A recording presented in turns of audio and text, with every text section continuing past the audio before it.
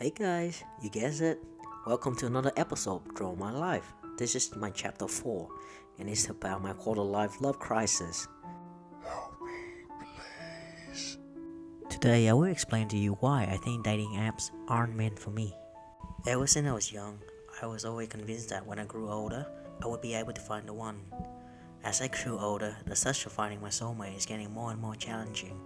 I've been looking everywhere, from the top of the mountain to the bottom of the cave. Even underneath the random rocks I found no sign of the road, but no sign of her yet. My to-do list is getting more and more similar at this point. But nevertheless, I haven't given up on my quest yet, because I believe one day I can have something like this. I have heard a fair share of online dating success stories from people around me, and I would like to be able to share my own one day. But as fate has it, I think dating apps are not meant for me. It's not that I don't have any matches, it's just that those girls, they can't match my energy or effort. Talking to them doesn't bring me any joy. I just don't feel the connection. When I see their profiles, I just don't feel anything. They're just as strangers to me. And prompts like these aren't helpful either. It doesn't provide me much context about the person. People would be arguing about something insignificant, like whether a pineapple belongs on a pizza or should ketchup be stored in pantry or the fridge. It doesn't mean any shit to me.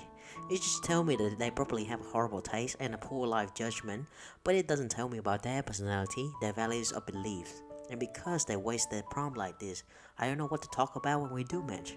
So what's the point then? And that, kids, is not how I met your mother. But there's something become more and more apparent as I use these apps.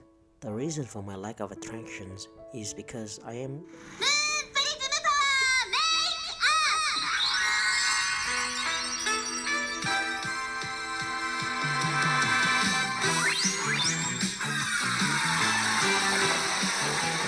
somewhat asexual.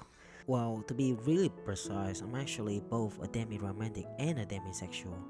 You're not sure what they mean? It's okay, take a seat, I'll walk you through it. It means that when I'm walking down the street, I can tell whether the person opposite me is conventionally attractive, but I wouldn't go home and think about them or losing sleep over them. I don't have an urge to connect with them just because I think they look cute.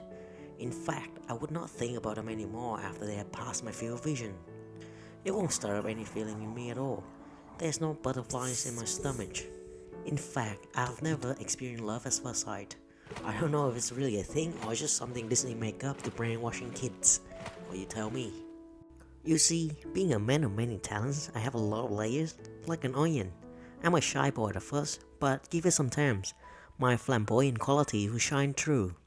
As I need time to open up, my experience have shown me that I don't do very well on these apps at all. By the way, I'm looking for a weirdo bestie in Melbourne, since mine is in Perth at the moment. My only requirement is for you to be at least as weird Brian's are, even weirder. But not too weird though, because as Brian said, there's a fine line between crackhead and a psycho, and Brian works on that line every day. So, I won't settle for any less. If you think you got what it takes, please inquire within. Okay, now back to the point. I know that when I spend a lot of time with a person doing activities together, I will bond with them. And as we go through life together, if we share our values and beliefs, as well as having those deep and meaningful chat, then an emotional bond will be formed. All it takes is a gentle push, a feeling of belonging, of admiration, or the feeling of being needed, and bam!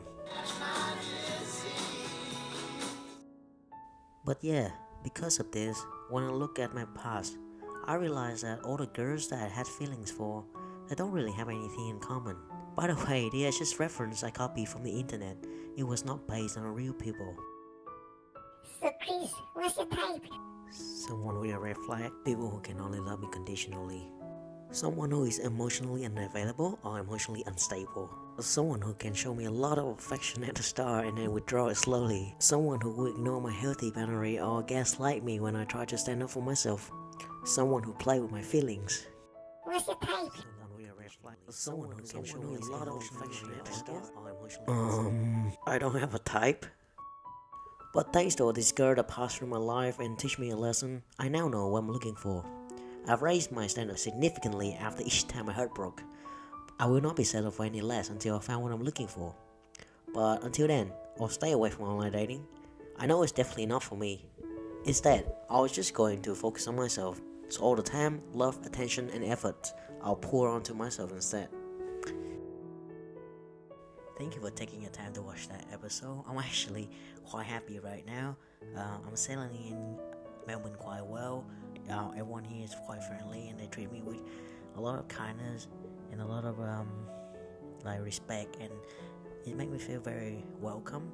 The only thing that I complain about is the weather is just too crazy. Other than that, I just bought a new bike recently, so I'm looking forward to explore more of the Melbourne.